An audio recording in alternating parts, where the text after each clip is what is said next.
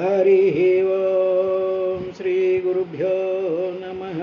ॐ जन्माद्यस्य यतोऽन्वयादितरतश्चार्थेष्वभिज्ञस्वराट् तेने ब्रह्महृदायादिकवये मुह्यन्ति यत्सूरयः तेजो वारिमृदां यथा विनिमयो यत्र त्रिसर्गो मृषा धाम्ना स्वेन सदा निरस्तकुहकं सत्यं परं धीमहि। धर्मः प्रोज्झितकैतवोऽत्र परमो निर्मत्सराणां सतां वेद्यं वास्तवमत्र वस्तु शिवदं तापत्रयोन्मूलनं श्रीमद्भागवते महामुनिकृते किं वा परैरीश्वरः सद्यो हृद्यवरुध्यतेऽत्र कृतिभिः शुश्रूषभिस्तत्क्षणात्। श्रीकैवल्यपदम्बुजे रुटकुनैचिन्तिञ्चदं लोकरक्षैकारम्भकु भक्तपालनकला संरम्भकुं दानवोद्रेकस्तम्भकु केळीलोलविलसदृग्जालसम्भूतनानाकञ्जातभवाण्डकुम्भकु महानन्दाङ्गनाडिम्भकुं ललितस्कन्धमु कृष्णमूलमु सुकालापाभिरामम्बु मञ्जुलता शोभितमुन् सुवर्णसुमनस्सुज्ञेयमुन् सुन्दरोज्ज्वलवृत्तम्बु महाफलम्बु विमलं व्यासालवालम्बैवलयुं भगवताख्यकल्पतरुर्विंशद्विजश्रेयमयि वेदकल्पवृक्षविगलितमयि सुखमुखसुधाद्रवमुनमुनिषि मनसि युन्न भगवत पुराणफलरसस्वादन पदविकनुडु रसिक भावविदुलु पलिकेडिदि भगवतमठ पलिकिंचु विभुंडु रामभद्रुंडट पलिकिन ने पलिकिन भवहर मगुनट पलिकद वेरुंडु गाथ पलुकगनेला। हरिः ओं श्रीगुरुभ्यो नमः। భాగవతంలో మనం గమనించవలసినటువంటి విశేషం, అటు భాగవతం కానివ్వండి భగవద్గీత కానివ్వండి, ఏదైనా సరే ఆధ్యాత్మ విషయాల గురించి వచించేటువంటి సమస్తమైనటువంటి గ్రంథాలలో ముఖ్యంగా మానవులకి ఉండేటువంటి ఒకానొక అనాది సంబంధమైనటువంటి అజ్ఞానం ఏమిటి అంటే ఒకటి, అదే నేను దేహాన్ని అనుకోవడం. దీనిని వదిలించుకోవడం అనేటువంటిది మహా కష్టతరమైనటువంటి దుర్లభమైనటువంటి విశేషం. ఇది మాత్రం ప్రతి వాళ్ళు గమనించాలి. సాధన అంతా కూడా ఇక్కడే ఉంటుంది. ఎప్పుడైతే నేను దేహము అని మనం అనుకుంటూ ఉంటామో, మనం భావన చేస్తూ ఉంటామో, అది ఎంత స్ట్రాంగ్గా ఉంటుంది అంటే ఆ నేను అనేటువంటిది దేహమే అనుకుంటున్నాం, కానీ ఆ దేహమే అనుకునేటువంటి నేను వేరు, లోపల ఇంకొక నేను అనేటువంటిది ఉంది. ఆ రెండవ నేను జ్ఞానము, సత్యం, జ్ఞానం, అది అనంతం, అది నిత్యం, శుద్ధం, బుద్ధం, ముక్తం. కాబట్టి ఇది మనం జాగ్రత్తగా ప్రతిసారి కూడా దీనినే మన ఆలోచనలో పెట్టుకుంటూ ఉండాలి అనేటువంటి విషయమే మనకి అన్ని పురాణాల్లో కానీ, ఉపనిషత్తుల్లో కానీ, వేదాంత గ్రంథాల్లో కానీ, భగవద్గీతలో కానీ మనకి ఇదే విషయం చెప్పబడుతూ ఉంది. దీనిని మామూలుగా మనం ఎలా అర్థం చేసుకోవచ్చును అంటే, ఒక ఉదాహరణకి ఒక స్ఫటిక బొమ్మ ఉంది. ఆ స్ఫటిక బొమ్మ మీద ఒక లైట్ని ప్రొజెక్ట్ చేసేటప్పటికి ఆ లైట్ పైనుంచి పడుతూ ఉండేటువంటి లైట్ ఆ స్ఫటికం బొమ్మలోకి వచ్చినప్పుడు ఆ లైట్ లైట్ కిందే ఉంటుంది. కానీ ఆ లైట్కు ఉండేటువంటి ధర్మం ఏమిటంటే సర్వవ్యాపకం, అన్నిట్లోనూ కూడా వ్యాపించిపోతూ ఉంటుందిగా. లైట్ని ఇలా కొట్టేటికి మొత్తం వ్యాపిస్తుందిగా. సో ఈ బొమ్మలోకి ఆ లైట్ పడినప్పుడు ఏం చేస్తుందంటే ఆ బొమ్మలోకి ఈ లైట్ అంతా వ్యాపించిపోతుంది. ఆ బొమ్మలో ఏమున్నాయి? చేతులు ఉన్నాయి, కాళ్ళు ఉన్నాయి, బ్రెయిన్ ఉంది, అన్నీ ఉన్నాయి. ఈ లైట్ వాటిల్లోకి వ్యాపించిపోతుంది.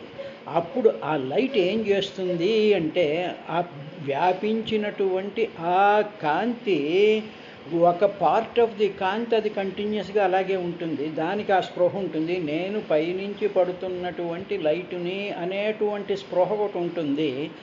రెండవది శరీరం ఆ బొమ్మలో ఉండేటువంటి సమస్తమైనటువంటి పార్టుల్లోకి కూడా లైటు వ్యాపించిపోయి ఉండేటప్పటికీ, అప్పుడు చేతి వేళ్ళు ఉన్నాయనుకోండి, ఆ లైట్ చేతి వేళ్ళల్లోకి వచ్చేటప్పటికీ ఆ లైట్కి ఒక ఫీలింగ్ కలుగుతుంది, లేకపోతే ఆ బొమ్మకు ఒక ఫీలింగ్ కలుగుతుంది. నా చేతి వేళ్ళు, నా కాళ్ళు, నా ఇది అనేటువంటి భావన ఆ బొమ్మలో కలుగుతుంది. ఆ బొమ్మలో ఆ భావం కలుగుతుంది. కానీ ఆ లైట్కి మాత్రం నేను వేళ్ళు, నేను తల, నేను గుండె, నేను ఊపిరితిత్తులు అని ఆ లైట్ అనుకోవటం లేదు. ఏది అనుకుంటోంది అంటే జీవభావం పొందినటువంటి ఆ బొమ్మలో ఉండేటువంటి ఆ వేళ్ళు, ఆ కాళ్ళు, ఆ కళ్ళు, ఆ ముక్కు, అవన్నీ కూడా ఏమనుకుంటోంది అంటే ఈ లైట్లో ఉండేటువంటి జ్ఞానం వల్ల ఆ జ్ఞానం ఈ పదార్థమయమైనటువంటి వీటిల్లోకి వచ్చేటప్పటికి నేను ముక్కుని, నేను కళ్ళని, నేను ఇది, నేను అది, నేను ఈ దేహాన్ని అని ఆ బొమ్మ జీవభావం పొందింది. అంటే రియాక్టివ్ నేచర్, పుట్టడం, పెరగడం, మరణించడం, ఏడవడం, ఇవన్నీ కూడా జీవభావాలు. ఆ జీవభావాలలోకి ఈ లైట్ వచ్చేటప్పటికి ఆ లైట్ యొక్క కాంతి వల్ల నేను శరీరము అనేటువంటి ఒక భావం ఏర్పడుతుంది. కానీ ఆ లోపలికి ప్రసరిస్తూ ఉండేటువంటి లైట్కి ఈ భావం ఏం లేదు. ఈ బొమ్మలోకి ఆ లైట్ రావడం వల్ల ఆ బొమ్మ యాక్టివేట్ అయ్యి నేను శరీరము అనుకుంటూ ఉంటుంది. ఇప్పుడు అసలైనటువంటి నేను ఎవరు అంటే ఆ లైటే. ఇప్పుడు ఆ లైట్ శరీరం అంతా కూడా వ్యాపించిపోయి ఉండడం అనేటువంటిది భగవంతుడు చేసినటువంటి ఈ సృష్టి యొక్క విలాసం అది. ఇప్పుడు ఈ జీవుడు, ఈ రహుగణుడు ఏమనుకున్నాడు అంటే విససర్జ, ఏమిటి? దేహాత్మమతిం, నేను దేహము కాదు, నేను దేహాన్ని కాదు, నేను ఆ కాంతి స్వరూపాన్నే అని చెప్పి తాను దేహము అనేటువంటి మతిని, ఆ భావాన్ని, ఆ ఉద్దేశాన్ని, ఆ కాన్సెప్ట్ని ఆయన వదిలేసుకున్నాడు. ఇలా వదిలేసుకున్నప్పుడు మాత్రమే అప్పుడు ఈ మానవుడి యొక్క, ఈ జీవుడి యొక్క శరీరం అంతా కూడా ఆ కాంతి తరంగ భూయిష్టమై ఉంటుంది. కాబట్టే అదే దాన్ని, ఆ కాంతినే ఆత్మ చైతన్య ప్రకాశము అంటారు. ఆ చైతన్యమే, ఆ కాన్షియస్నెస్సే, ఆ వెలుగే మనకి ఏమనిపిస్తే శరీరంతో కలిసిపోయి నా ముక్కు, నేను అనేటువంటిది మొదట పుడుతుంది. పుట్టి నా ముక్కు, నా కాళ్ళు, నా ఇది అనేటువంటిది. అదేవిధంగా ఈ కాంతి చుట్టూ ఈ కాంతి అంతా కూడా శరీరానికే పరిమితమైపోయి ఉంది. అదేవిధంగా ఆ మొత్తం ఆ కాంతి అంతా కూడా ఒక చెట్టులోకి వచ్చేటప్పటికి చెట్టు వరకు పరిమితమైపోయింది. కుక్కలోకి ఆ కాంతి వచ్చేటప్పటికి కుక్క శరీరం వరకుకే పరిమితమైపోతాను. అందువల్ల నేను కుక్క అనుకుంటుంది, చెట్టు నేను చెట్టు అనుకుంటూ ఉంటుంది. అదేవిధంగా గాలిలోకి వచ్చేటప్పటికి ఆ కాంతే గాలి అనేటువంటి బొమ్మలోకి వచ్చేటప్పటికి గాలిలో ఉండేటువంటి అణువులన్నీ కూడా నేను గాలి అనుకుంటూ ఉంటాను. అదే కాంతి ఆకాశంలోకి వచ్చేటప్పటికి నేను ఆకాశము అనేటువంటి ఒకానొక భావం కలుగుతూ ఉంటుంది.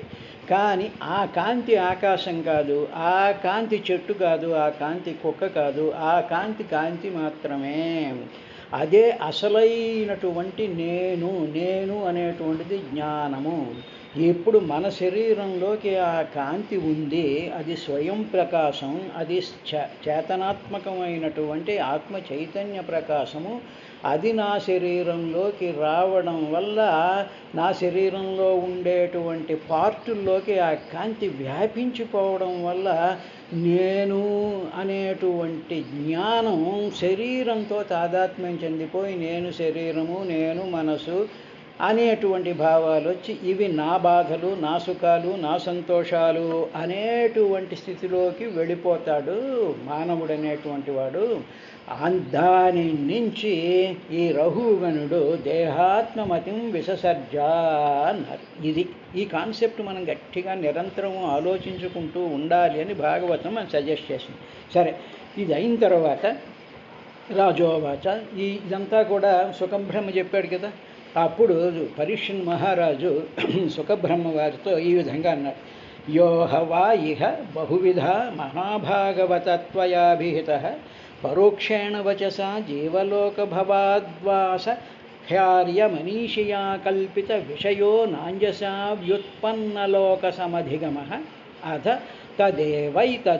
తద్దురవగమం సమవేతానుకల్పేన నిర్దిశ్యతానితి అన్నాడు. పరీక్షన్ మహారాజు సుఖబ్రహ్మతో, మహర్షి గొప్ప భగవద్భక్తుడివి, నీకు అన్నీ తెలుసునయ్యా, నువ్వు సాక్షాత్తు భగవత్ స్వరూపుడివే అని చెప్తూ నీవు ఈ జీవ సమూహం పయనించేటువంటి సంసార మార్గాన్ని చాలా పరోక్షంగా చెప్పావు, అంటే సింబాలిక్గా చెప్పావు. ఏదో అడగన్నావు, దాంట్లో వర్తకులు అన్నావు, అక్కడేమో తొప్పలు ఉన్నాయి, రెట్టలు ఉన్నాయి, లతలు ఉన్నాయి, అది గంధర్వ నగరాలు ఉన్నాయి, వారి తేనె పట్లు ఉన్నాయి, అవి ఉన్నాయి, ఇవి ఉన్నాయి అని చెప్పేసేసి పరోక్షంగా, అంటే ఏమిటి, ఆ విషయాన్ని చెప్పదలిచినటువంటి విషయానికి ఒక రూపాన్ని ఇచ్చావు, దానికి ఒక డైమెన్షన్, ఒక రూపంగా ఒక కల్పితమైనటువంటి రూపాన్ని ఇచ్చావు. అడవి అన్నావు, చెట్లు అన్నావు, ఇవన్నావు, అవన్నావు, ఇవన్నీ కూడా విషయాన్ని రూపకం చేసి అసలు విషయాన్ని దాచేసావు నువ్వు. ఆ విధంగా మామూలుగా చెప్పాలంటే సింబాలిక్గా చెప్పావు, పరోక్ష మార్గంలో చెప్పావయ్యా స్వామి.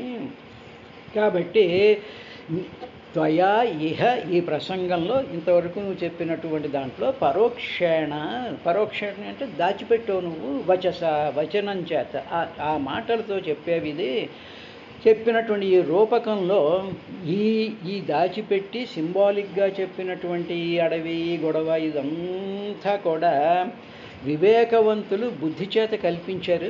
అంటే ఏమిటి, ఒక విషయం చెప్పాలి అంటే మామూలుగా సైంటిఫిక్ ఫిక్షన్ స్టోరీస్ అని చెప్తూ ఉంటాం అన్నమాట. పిల్లలకి ఏదైనా చెప్పాలని ఒక కథా రూపంలో ఆ కాన్సెప్ట్ని చెప్తూ ఉన్నట్టుగా ఈ రూపకంలో దృష్టాంతాలు ఏం చేసి వివేకం చాలా తెలియగలిగినటువంటి వాళ్ళు ఏం చేస్తారంటే చెప్పవలసినటువంటి కాన్సెప్ట్ని ఈక్వేషన్స్ వేసేసేసి ఇంకొక విధంగా బోర్డుల మీద స్లైడ్స్ వేసి కొట్టేసి చెప్తూ ఉంటే ఆ ఎక్స్పర్ట్స్కి మాత్రమే తెలుస్తుంది తప్ప సామాన్య జనులకు అర్థం అవ్వదు. కాబట్టి ఆ కాన్సెప్ట్స్ అన్నిటినీ కూడా ఒక కథల రూపంలో, ఒక మనసు పట్టుకునేటువంటి దృష్టాంతాల రూపంలో చెప్తూ ఉంటారు. వివేకవంతులు అటువంటి కల్పన చేశారయ్యా. కావున కాబట్టి వివేకవంతులకు అర్థమవుతుంది, చదువుతూ ఉంటేనే అందులో కొంచెం పరిచయం ఉన్నటువంటి వాళ్ళకి ఓహో అడివంటే సంసారం అని, చెట్లు ఇవన్నీ అనేటప్పటికి ఏమిటంటే మనకి నిరోధం కలిగించేటువంటివని, వ్యాపారం అంటే లావాది, ఇవన్నీ మనకు అర్థమయ్యి అర్థం అవ్వకుండా ఉంటూ ఉంటాయి. ఆ పరోక్షంగా చెప్పో.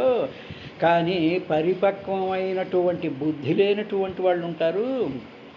అటువంటి వాళ్ళకి అంటే ఏమిటనమాట, అవ్యుత్పన్నలోక సమధిగమ అంటే పూర్తిగా వికసించినటువంటి అర్థం కొన్ని కాన్సెప్ట్స్ కొంచెం గట్టిగా ఉంటాయి, అర్థం చేసుకోవడానికి కొంచెం కష్టతరంగా ఉండేటువంటి విషయాన్ని బాగా పరిపక్వం చెందినటువంటి జనులకి సాధారణంగా అర్థం తెలియబడేది కాదయ్యా. ఇది అవ్యుత్పన్నలోక సమధిగమ, అది కొంచెం కష్టం తెలుసుకోవడానికి, తెలియబడేది కాదది. అందువల్ల స్వామి నేను ఒక రిక్వెస్ట్ చేస్తున్నాను సుఖబ్రహ్మ అంటూ ఆయన అందువలన దురవగమం అంటే తెలియశక్యం కానిటువంటి చెప్పే కొద్దిగా అర్థమవునట్టుగా ఉంది. నువ్వు చెప్పిన కథంతా రఘుగణుడికి జడభరతుడు చెప్పాడు అని చెప్పి నువ్వు సింబాలిక్గా చెప్పినటువంటిదంతా కూడా దురవగమం తెలియశక్యం కానీ తత్ ఆ కథని ఏతత్ ఏవ ఈ విషయమే సమవేత అనుకూల్యేన ఆ రూపకం అంటే ఏమిటి, ఆ సింబాలిక్గా చెప్పినటువంటి దానిని మా అందరికీ సామాన్య జనులందరికీ కూడా తెలిసేటువంటి విధంగా సమవేత ఆనుకూల్యేన, సమవేత అంటే తెలుసుకునేటట్టు, మాకు అనుకూలంగా అడివంటే ఏమిటి, చెట్లంటే ఏమిటి, వర్తకులంటే ఏమిటి, అక్కడ నదులంటే ఏమిటి, తేనెపట్టులంటే ఏమిటి, 6 దొంగలంటే ఏమిటి, ఇవన్నీ చెప్పావుగా, అవి సమవేత ఆనుకూల్యేన మాకు అనుకూలంగా మాకు అర్థమయ్యేటువంటి విధంగా నిర్దిశ్యతాం వివరించు స్వామి అని చెప్పి పరీక్షణ్ మహారాజు మనందరి తరఫున ఈ భాగవతాన్ని ప్రవచించినటువంటి ఆ మహానుభావుడైనటువంటి సుఖబ్రహ్మని ఆయన కోరేడు అనేటువంటి 26వ వచనంతో इति श्रीमद्भागवते महापुराणे पंचमस्कन्धे रघुगणजडभरतसंवादे संसाराटवीवर्णनाम त्रयोदशोऽध्यायः। ఈ విధంగా పంచమస్కంధంలో 13వ అధ్యాయం అయిందయ్యా అని చెప్పి సూత మహర్షి సౌనికాది మహర్షులకి పరీక్షితుడు కోరినటువంటి ఆ కోరికను సుఖ మహర్షికి వివరించాడు అనేటువంటి విషయంతో ఇప్పుడు మనం చతుర్థ ఆ దశోధ్యాయంలోకి అంటే 14వ అధ్యాయంలోకి ప్రవేశిస్తున్నాం. ఇక్కడ రఘుగణుడికి భరతుడికి జరిగినటువంటి ఆ సంవాదం ఉందే, అది సుఖబ్రహ్మ పరీక్షణ్ మహారాజుకి చెప్పారుగా. ఇప్పుడు అందులో ఉండేటువంటి ఆ సింబల్స్ అన్నిటినీ అంటే ఆ దృష్టాంతాలన్నిటినీ కూడా వివరణ చెప్తూ ఉన్నాడు సుఖబ్రహ్మ. సహోవాచ, అప్పుడు సహా ఆ సుఖబ్రహ్మ గారు ఉవాచ అన్నాడు. ఇక్కడ సుఖోవాచ, శ్రీ సుఖ ఉవాచ అనకుండా సహోవాచ అనేటువంటి పదం వాడి. సహ అంటే పరమాత్మ అని అర్థం అండి. కాబట్టి సడన్గా చూసేటప్పటికి శ్రీ సుఖ ఉవాచ అనే బదులు సహ ఉవాచ అని ఉంది. సహ అంటే పరబ్రహ్మ. అంటే ఇప్పుడు సుఖబ్రహ్మ ఎవరు? సాక్షాత్తు పరమాత్మయే సుఖబ్రహ్మ.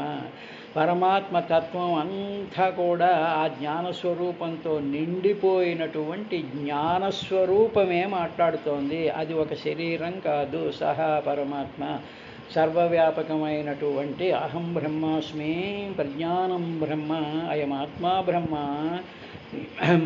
త్వమేవాహం అనేటువంటి మహత్తరమైనటువంటి ఆ అమృతమయ స్థితిలో ఉండేటువంటి ఆ రసస్వరూపుడైనటువంటి వాడిని సహా అంటారు. కాబట్టి ఆయన ఉవాచ చెప్తూ ఉన్నాడు. ఇది ఏం చెప్పాడో చూద్దాం. యయేష దేహాత్మమానినాం సత్వాదిగుణ విశేష వికల్పిత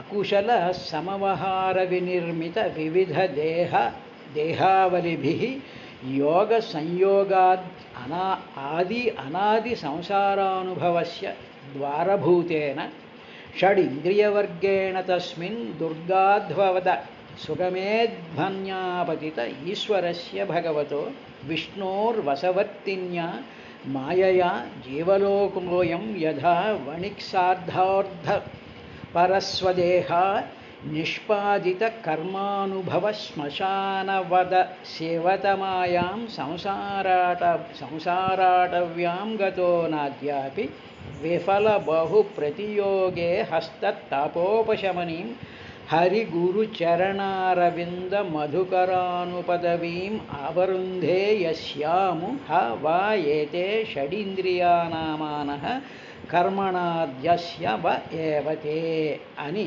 ఈ ప్రథమ వచనంలో ఆ పరబ్రహ్మస్వరూపమైనటువంటి సుఖబ్రహ్మ ఈ విధంగా ఆనందంగా సహ ఆ సుఖుడు చాలా ఆనందంగా పలికాడయ్యా అని చెప్తూ ఇప్పుడు ఏమన్నాడంటే ఆ వర్తకులు ముందు వర్తకులు సంసారంలో వెళ్తున్నారని చెప్పాను చూసామా, ఆ వర్తకులు దళం ఏమిటి అంటే ఈ జీవుల సముదాయమే.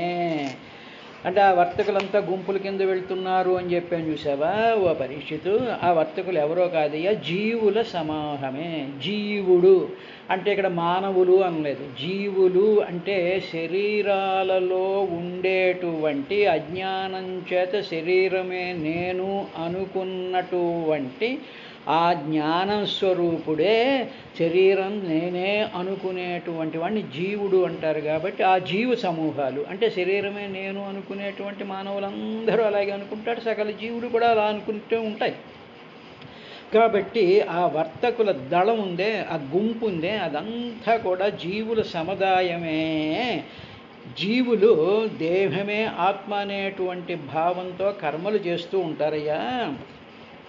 కాబట్టి ఏమిటన్నాడంటే సత్వ ఆదిగుణ విశేష వికల్పిత కుశల అకుశల సమవహార విన్మిత వివిధ దేహావలిభి. అంటే ఏమిటన్నమాట, ఈ జీవులు ఉన్నారే, ఈ మానవులందరూ ఉన్నారే, ఇక్కడ మానవులు అనుకుందాం ప్రస్తుతానికి, వీళ్ళందరూ కూడా అనేక రకాలైనటువంటి కర్మలు చేస్తున్నారు కదా. పుట్టినటువంటి చిన్నపిల్లాడు ఉన్నటువంటి వాడు లేస్తాడు, ఏదో పాలు తాగుతాడు, అటు ఇటుగా డేకుతాడు, పరిగెడతాడు, ఆ గిన్నె ముట్టుకుంటాడు, ఇది ముట్టుకుంటాడు, ఆ సైకిల్ ఎక్కుతాడు, ఈ బొమ్మ తెక్కుతూ ఉంటాడు, ఇలాగ కొంతమంది మామూలు చదువుకుంటూ ఉంటారు, ఇటు అటు నడుస్తూ ఉంటారు, ఆటలాడుతూ ఉంటారు, ఇంట్లో వంటలు చేస్తూ ఉంటారు, బట్టలు కట్టుకుంటూ స్నానాలు చేస్తుంటారు, రకరకాల కర్మలు చేస్తూ ఉంటారుగా. ఈ కర్మలు ఎందువల్ల చేస్తున్నారంటే వాళ్ళు నేను దేహము అనేటువంటి భ్రాంతి ఉండడం చేత.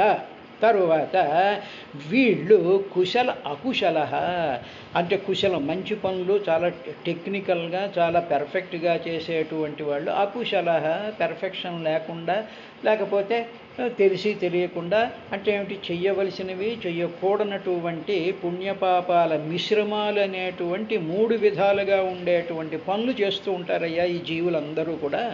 ఈ జీవులందరూ కూడా వర్తకుల దళము. వర్తకము అని ఎందుకన్నాడు అంటే ప్రతి దాంట్లో లావాదేవీలే కదా.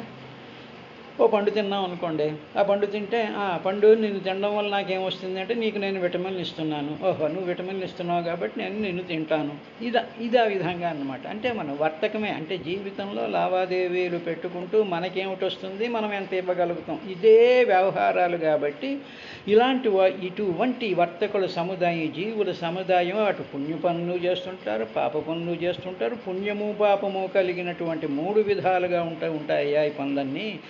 ఇవన్నీ కూడా దేనివల్ల అంటే అది గుణ విశేష వికల్పిత, సత్వరజస్తమో గుణాలు ఉండడం వీటి చేత కల్పించబడేటువంటి పనులు చేస్తూ ఉంటారయ్యా.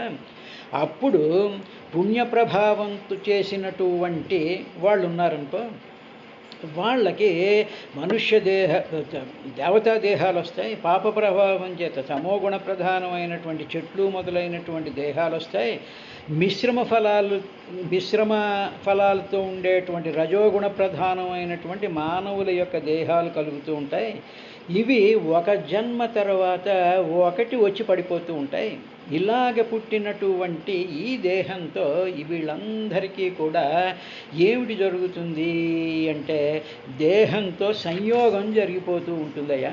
సంయోగం జరిగిపోతూ ఉండేటువంటి ఈ సందర్భంలో వీళ్ళు మనస్సు యొక్క ప్రేరణ చేత 5 జ్ఞానేంద్రియాల భోగాల కొరకే వ్యక్తి కర్మలు చేస్తూ పోతూనే ఉంటాడు. కాబట్టి ఇటువంటి కర్మలను చేస్తాడు. కాబట్టే ఈ కర్మలే ఇవే ఏమిటి జరుగుతూ ఉంటాయంటే నిరంతరము కూడా సంసారానికి ద్వారం అని చెప్తాయి. ఈ కర్మలే సంసారానికి ద్వారం అన్నమాట. ఒక కర్మ చేస్తున్నామంటే సంసారం అంటే దీన్ని సింపుల్గా చెప్పాలనుకోండి, ఏదైనా ఒక సినిమాకి వెళ్ళాలి అనే భావం కలిగింది అనుకోండి, వెంటనే బయలుదేరి వెళ్తూ ఉంటాం. బయలుదేరి వెళ్ళిన తర్వాత ఏదో అక్కడేమో డబ్బు ఇచ్చాం, టికెట్ కొనుక్కున్నాం, సినిమా హాల్లో కూర్చున్నాం, గంట అక్కడ కాలం గడిపాము.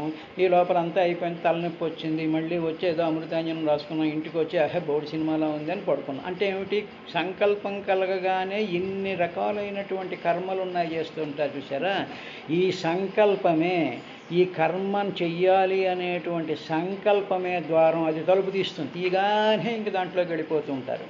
ఇలాగా అడవిలో చొరశక్యము కాని దారి ఎట్టిదో, అడవిలోకి వెళ్ళేటప్పుడు ఎట్నుంచి వెళ్ళాలో తెలియదు, ఎలా వెళ్ళాలో తెలియదు, అలా నడుచుకుంటూ పోతూ ఉంటే ఏవో రకరకాలైనటువంటి వస్తూ ఉంటాయి.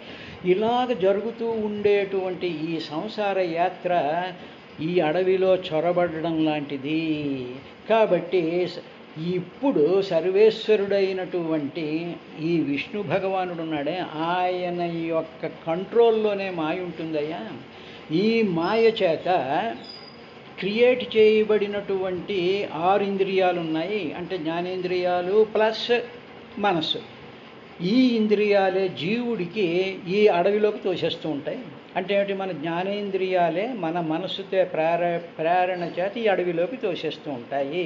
అంటే ఎదురుగా ఏదో వస్తువులు ఉన్నాయనుకోండి, అన్నిటి కళ్ళు చూస్తాయి, చూసిన వెంటనే ఇవి కావాలి అనేటువంటి కోరిక వస్తుంది. కోరిక ఏం చేస్తుంది, జ్ఞానేంద్రియాలని కర్మేంద్రియాలని ప్రవోక్ చేస్తుంది. చాటగానే వెళ్ళి ఆ ఆ వస్తువుల మీద పడిపోతాం. అంటే ఆ వస్తువుల మీద పడిపోవడం అంటే అడవి అన్నమాట. అంటే చూడండి, మనం బట్టల షాప్కి వెళ్ళాం అనుకోండి, బట్టల షాప్లో ఆ చీర ఈ చీర మొత్తం చీరలన్నీ తీసుకొచ్చి అదంతా గుట్ల గుట్ల కింద పేరుకుపోయినప్పుడు ఏ చీర తీసుకోవాలో తెలియక నానా గందరగోళం పడిపోతూ ఉండేటువంటి ఆ బట్టలు కొట్టేటువంటి అడవి, కూరగాయలు కొట్లు అనేటువంటి అడవి, బంగారాభరణాలు కొనేటువంటి అడవి, అలాగే గుళ్ళు గోపురాలు, ఇవన్నీ కూడా అడవులు. ఈ విధంగా వర్తకుల దళంతో పోల్చబడిందయ్యా. తరువాత వీళ్ళందరూ కూడా ధనార్జన పరులైనటువంటి వాళ్ళు కాబట్టి నాకు ఎంత వస్తుంది, ధనం అంటే ఏమిటి, నాకు ఎంత వస్తుంది, దీనివల్ల నాకేం లాభం కలుగుతుంది, నాకు సుఖం వచ్చిందా, సంతోషం వచ్చిందా, ధనం వచ్చిందా, అది వచ్చిందా, ఇది వచ్చిందా అనేటువంటి ఆ పరత్వానికి లొంగిపోయి ఈ జీవుడు తన దేహాన్ని చేస్తూ చాలా మిక్కిల అమంగళకరమైనటువంటి ఈ అడవిలో పడి తిరుగుతూ ఉన్నాడు. తిరుగుతూ ఉండేటప్పటికీ ఈ లోపల ఇలా తిరుగుతూ ఉండేటువంటి వాడికి అనేక రకాలైనటువంటి ఆటంకాలు కలుగుతూ ఉంటాయ్యా. కలుగుతూ ఉండేటప్పటికి ఇటువంటి వాటిని తప్పించుకోవాలి అంటే ఈ శ్రీహరి యొక్క పాదపద్మాలనే ఆశ్రయించాలి. తుమ్మెదలాగా ఈ సంసారంలో 6 ఇంద్రియాలు అనేటువంటి దోపిడీగాళ్ళు ఉన్నారని చెప్పాను చూసా, వాళ్ళని బట్టి దోపిడీగాంటారు ఎవరంటే ఈ ఉండేటువంటి 6 ఇంద్రియాలే అన్నాడు. రేపటి కార్యక్రమంలో విశదంగా ఏం చెప్పాడనేటువంటిది చూద్దాం.